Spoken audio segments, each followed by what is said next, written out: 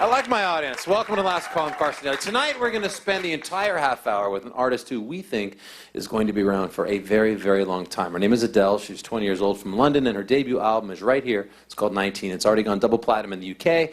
Stateside, she's been nominated for 4 Grammys, and 19 hit #1 on the iTunes album chart. Not bad. She's got an amazing voice, an amazing story, and again, we think will have a very, very bright future. Take a look. And the Grammy goes to Adele. Just 2 days ago, Adele joined the likes of Alicia Keys, Mariah Carey, and the Beatles by winning Best New Artist at the 51st Annual Grammy Awards. Thank you so much. I'm gonna cry. She followed that up with a second award for Best Female Pop Vocal Performance for her debut single, Chasing Pavements.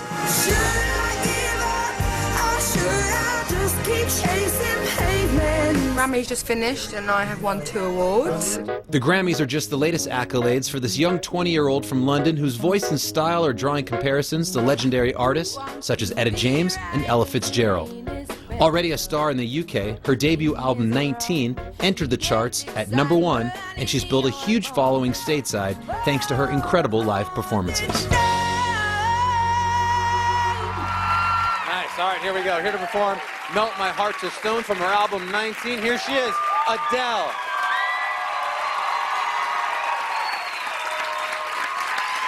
Right under my feet is air made of bricks that pulls me down and turns me weak for you.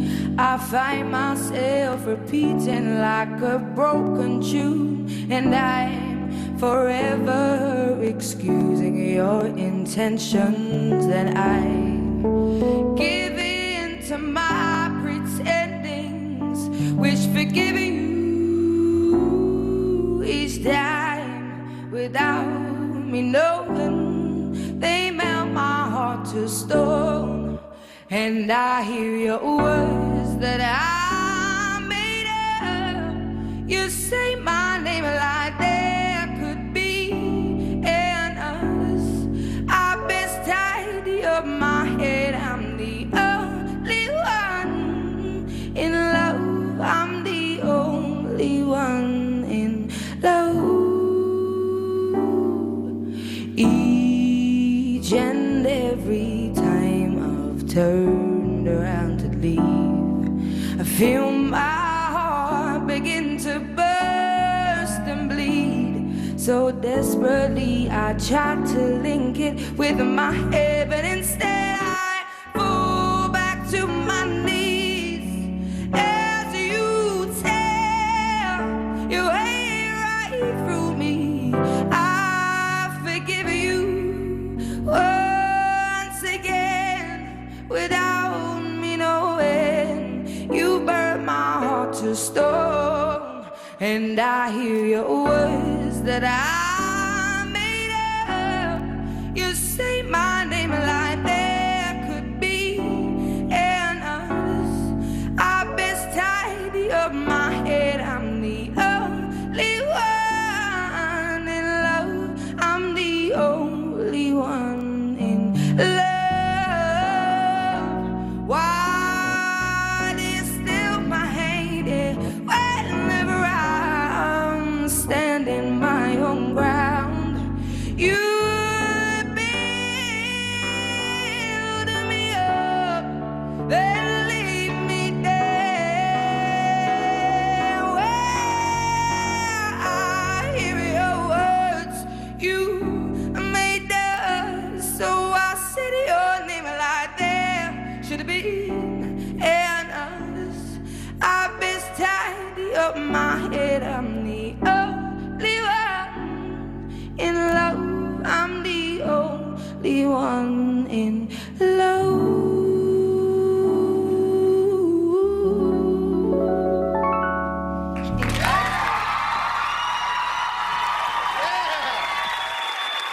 Adele, everybody. We're going to chat. She's going to sing again. It's all Adele all night. We'll be right back right after this. As my heart drops and my back begins to tingle finally,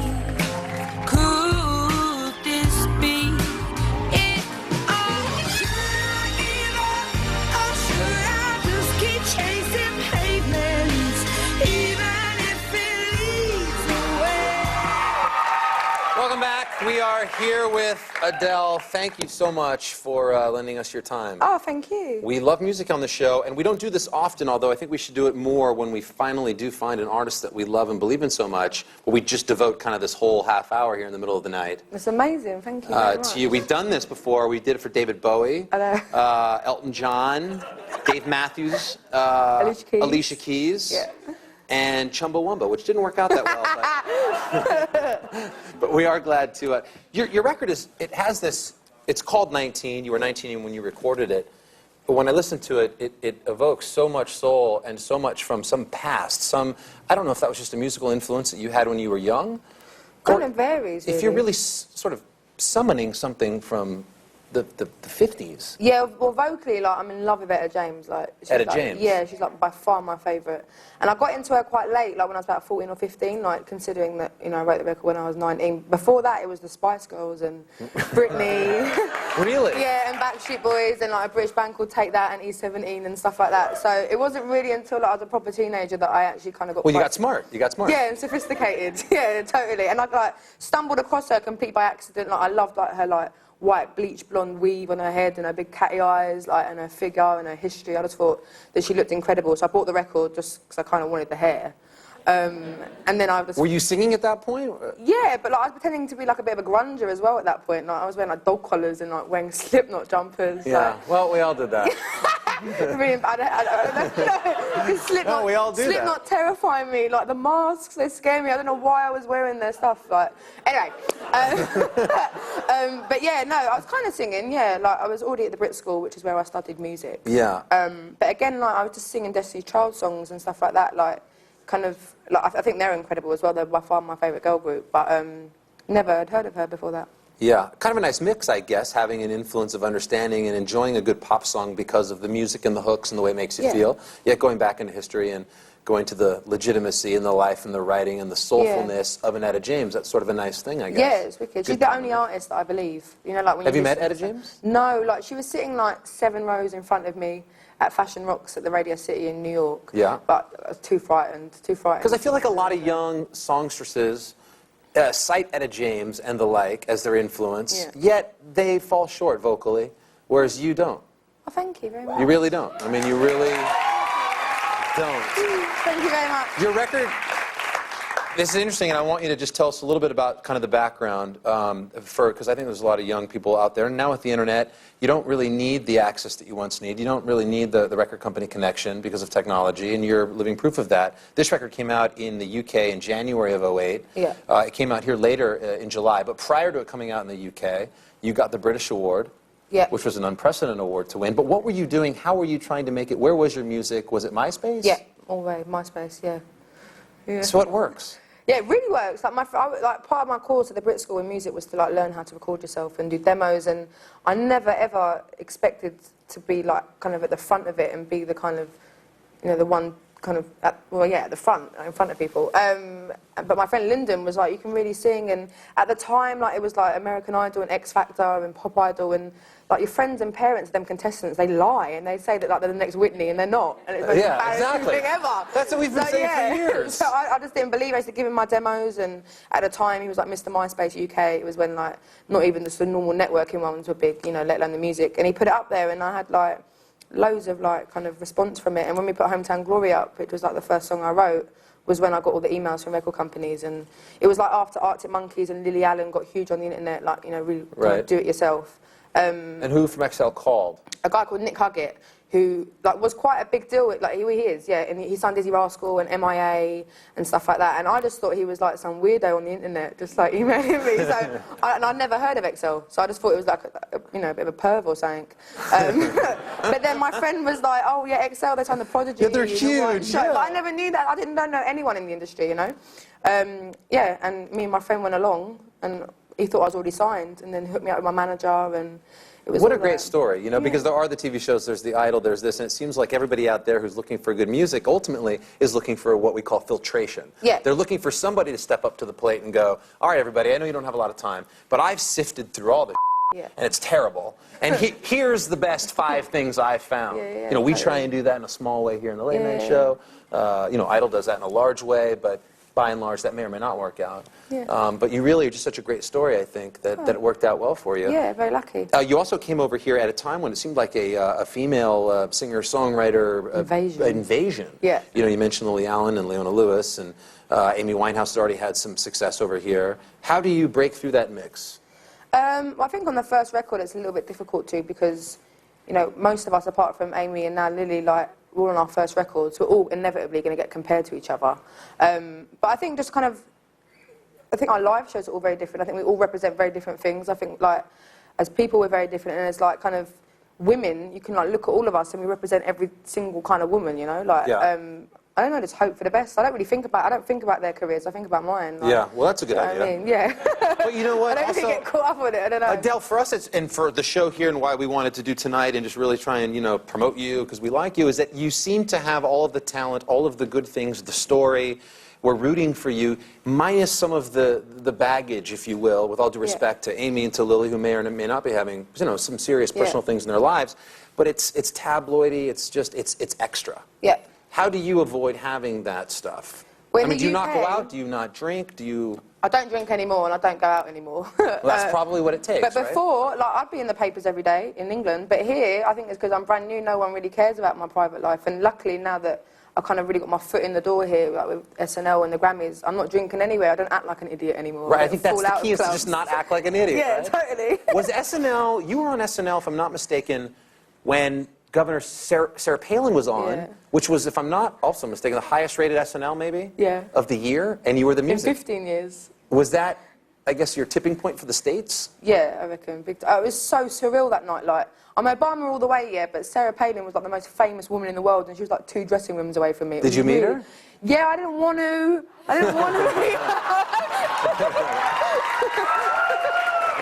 No, I didn't want to meet her, and then I couldn't really avoid her when she came to say goodbye to me. Like, but you know what? No, she was really nice. Like, she was just saying hello and said that she liked my record, and I was like, oh, okay. Like, she wasn't kind of talking about like education or like abortion with me, so it was fine. Like, you know, it's fine. She just said, great record, you betcha? She's so small. She is, right? 3 foot, yeah. She's tiny. She's tiny. Well, most people are, I think. Very glamorous, though. Very, very sexy. Very glamorous. Very sexy. Yeah, very, very. Won't have the glamoring of 2012, probably not.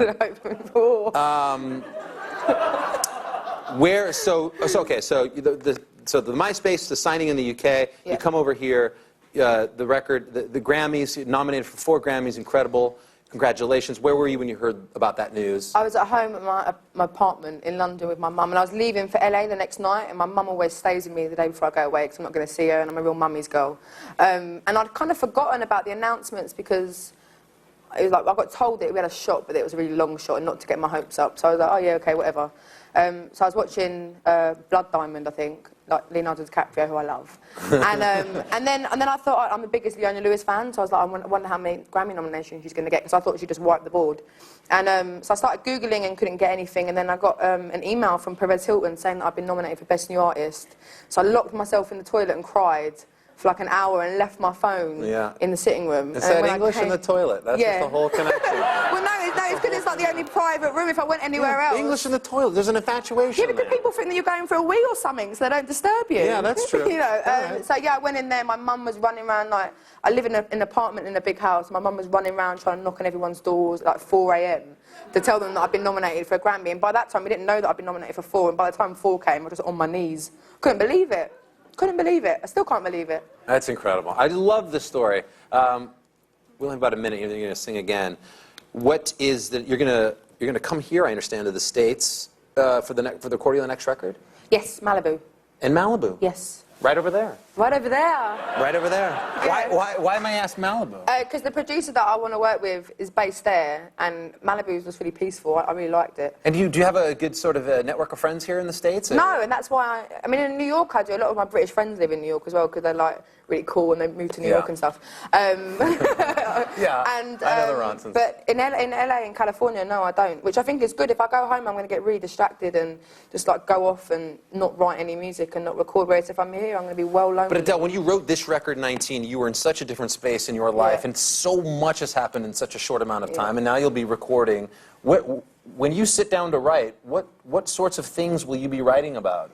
Well, I've got like 6 new songs, and I'm kind of running out of ideas now. Like, I was seeing this boy in the summer, so the new songs are about him. But I'm kind of dried out now.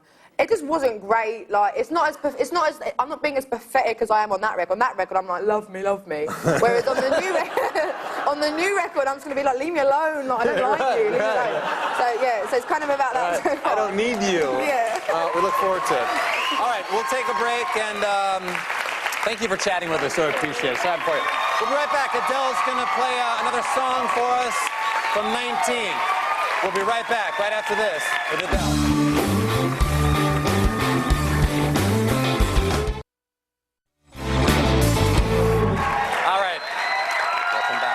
Here she is again performing Hometown Glory, Adele.